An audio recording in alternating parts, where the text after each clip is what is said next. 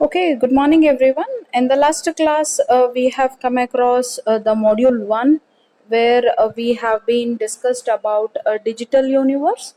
We have seen that why information is important for us, and also we have seen that the information what we are requesting is on command and on demand, and also the information, getting the information and also managing the information is a big challenge, right?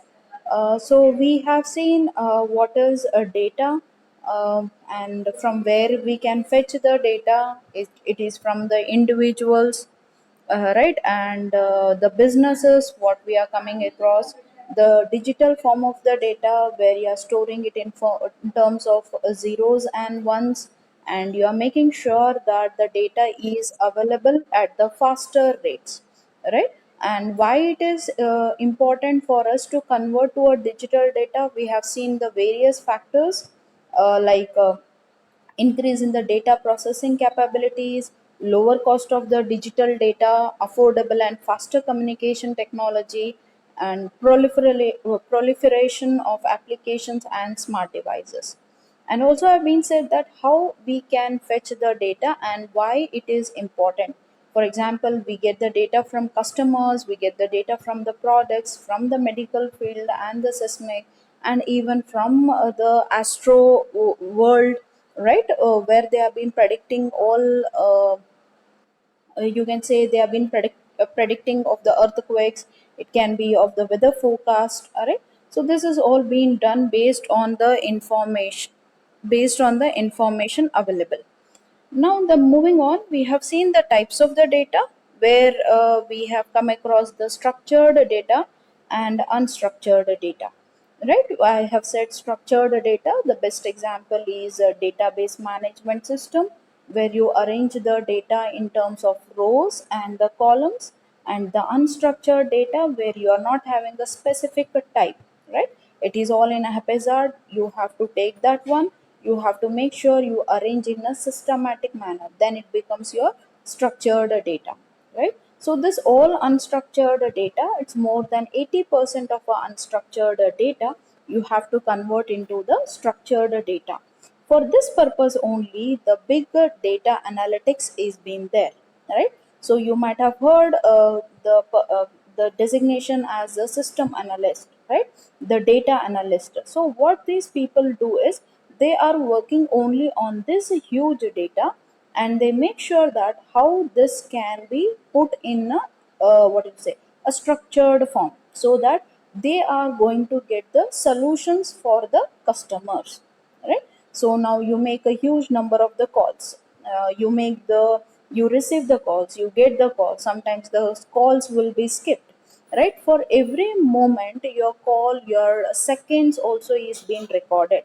You immediately cut the call, but even that will be also recorded in the database, right? This all of each and every person has to be recorded, it has to be populated, and there is a huge data in this one, right? So it is not only one person, I'm been talking billions of billion persons information is to be needed. So how this is all being maintained, so that is what they are working on, the big data analytics. Then moving on, we have seen what this big data consists of. We have seen what this big data consists of, how the data is being formulated, from which all the sources we get the data, and how are we going to put it, right? Each and every transaction from the ATMs, the credit cards that is being read, the computers you have been having, your iPods, you their GPS, you give a memory, you give a location to search, that is also being stored, right? So each and every information has to be stored, and this is all in terms of the storage, right? Then how it has to be stored, that is a big question being there. So if you want to progress in the IT sectors, then please make sure you take up such a task where you are being like a system administrators or the data analyst, right? This is not an easy job, and this is not like as a freshers you have been getting, you need some experience for this one, and there is a handsome, I can say a handsome salary for these designations, right? And we have seen what is information, we have seen the storages, how the storage, there is an evolution in the storage. We have come across the server centric storage architecture, and also we have come across the information centric storage architecture. We have seen what are the disadvantages of the server centric, because it is being dedicated to only one server. There is no exchange of the information between the servers. For that purpose, we have gone for the information centric storage architecture, so that the information can be distributed to each and everyone at the same point, right? There won't be any sort of the glitch in that one. The availability of the data will be there, the performance will be done, right? It is easy and cost effective also, right? We have seen what are the advantages of that one, and we have come across the data center infrastructure, what are its elements, all right? You can check in the diagram. We have the client, from where we are going to send the information, and then we have the LAN, that is the network, a network which we need to transfer the data and receive the data, and we are having here server which is acting as a DBMS, and from here we have been having the storage area network, and we are storing the data, right? So this is how it is being carried out. Then the next one, we have seen what are the characteristics of a data center, where we have seen the characteristics as a performance, a scalability, capacity, security, availability, and a data integrity, right? So these all we have come across. Then we have seen how do we manage a data center, what are the benefits of managing the data center, and what all the provisions have to be made, right? It is in terms of the maintenance, it is in terms of security. Moving on, the next one is virtualization and cloud computing. In virtualization, when I say a virtualization, it is, I can say that it is something that I can only see the things, but when I want to check that is it possible to show anyone, or is it possible so that I can see that, it is not at all being there. It's just a imaginary world, right? But still yet in that imaginary world also the data will be available. He is telling that it is a technique of abstracting physical resources, such as you compute, you store, and network, and making them appear as a logical resources. So here the simple definition, he tells that the resources will be there, and you make sure that will appear logically. Though the resources will be in very less number, but still yet it is being made an effort that it is always available to you. For example, we have a virtual memory and partitioning of the raw disk. So I'll be just showing in the next what you say the next the very next moment how the virtual partitioning of the raw disk is being done. If any space is remaining, how the partition can be done, how it can be shrunk, how is the memory layout is being there. I'm going to show that one next.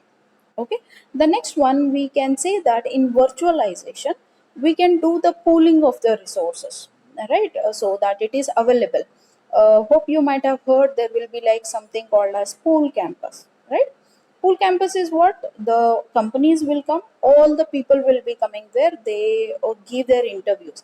The same way, even in the virtualization also there will be a lot of resources. All the people will be trying to get those resources, and at the same time, with the help of the virtualization, we can make sure that it is available to each and every person, right? So this virtualization is growing in a very faster rate.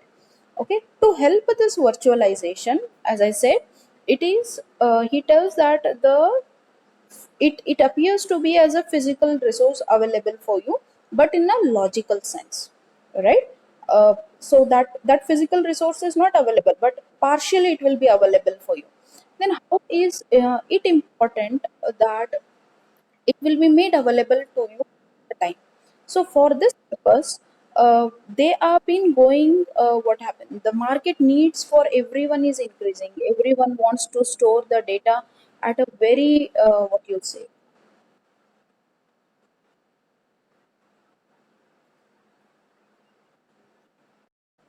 Okay, so everyone wants to store the data at what you so that their needs are being met in the company. If you take up a new project has been come, they will be working on the all the raw facts. Now their company has to meet all those requirements, and it has to be in a very proper way, it has to come for them, all right. So they have to take that raw data, convert it into the digital form, and make sure it is undergoing the development, and it is also meeting the testing needs.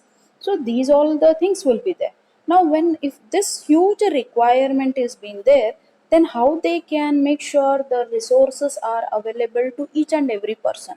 And please remember, the storage devices what we have been talking really cost, it is very cost, it is going to cost huge. Why? Because the storage requires lot of efforts, because it needs a cooling systems and all. It will be getting very much heated. Now how do we cool that one, right? So there's lots of ACs installed into that one, and that has to be maintained. For this purpose, the budget what they put in the companies is huge, especially for the storage. So what is the best way they have been applied? Hope everyone knows that one is cloud computing, right? In the cloud computing, it is going to address these all the challenges, where we have to expand the resources. How can we bring down these IT budgets so that the data can be what you say stored in a very proper manner, available to everyone. For example, you might have seen that the big companies like Tech Mahindra, it can be there, Wipro has been there, they're having the branches all over the world, right? So how do they share this information? Using these resources itself. Now sharing of the information from one country to the another country, and they have to maintain that, and it has to be available to all the employees, right? So hope you can understand there is a huge data behind that one. So the cloud computing is addressing these challenges. So what it is going to do is, it is going to what you say, it is enabling the IT resources to make use of these resources very properly based on as you need the service. So I'll give you one best example is that we all are using Google Drive, right? In that Google Drive, it is giving you the forms, it is giving you the documents, it is allowing you to create the Excel sheets, everything it is giving. So you can see that there is no need for you to install the MS Office to have to create any PPTs or edit any documents. So the Google is providing, that means the cloud is providing you that one to perform the operations. The same way in the cloud, it is giving you particular resources. Now if I want to install MS Office in my laptop, it is going to consume the space for me, so that is all avoided by the cloud. So please, hope you are understanding that one. It is being avoided by the cloud. It is providing you the resources, and it is going to charge only for that purpose, right? How much you are going to use that one, it is only going to charge. Now you might have been asking a question that where are we getting these charges? We are not getting any bill or anything. So that is, bill is nothing but your data consumption, what it is being done. So you can say that is all based on the meter system. So this is more applicable to the IT BT companies, where they take the resources based on the particular time, right? For 10 hours they take it, and only for that 10 hours they utilize that one. They pay the resources, and the very next moment those resources will be shared again to the next person. So you might have seen the autos and all, whenever you are driving the auto, it is a shareable, right? Having one resource being shared to many members based on the time, and how much is the cost you travel, right? So this is how it is being done. And this cloud computing is highly scalable, and it is flexible also. Scalable is, it is providing Google Documents, everyone can use only one person can use it, you can 10 members can use it, 100 members can use it. So it is being scalable, right? You might have seen Google Forms generated. There are lots of applications, registrations can be done at the same time, right? And it is also flexible, I can extend it to any point. I can ask even thousands, 2000s, even up to 10,000 requests can be there. And also he does that, this all whatever cloud computing when I'm been talking, this is all built on the virtualized data centers. So please remember the storage, as you people take the development is very much important to be a successful engineer. Even this storage is also important. The storage is what you say the important. It's a hardcore of the what you say any process of the companies, and a lot of investment is being done in this storage. So you might have seen that there are many government projects which are upcoming, so that they can store the best of the best data in a very shortcut ways, right? So that they are utilizing the minimum resources, but storage is the maximum. So you might have seen that nowadays you get the what is that your laptops with the 1 terabyte. It's a common, right? Your pen drives, which is a very I can say a thumbnail size also, right? That much. And having a 64 GB, 128 GB. Your mobiles have been there where they have been having up to, I think the last one I have seen was 128 GB, right? So they are making the processor also, they are making it at a very faster, so that they are investing the knowledge so that they can shrink the size, but they can store a large amount of the data. And please remember, the security is also important at that same time. Okay. Thank you.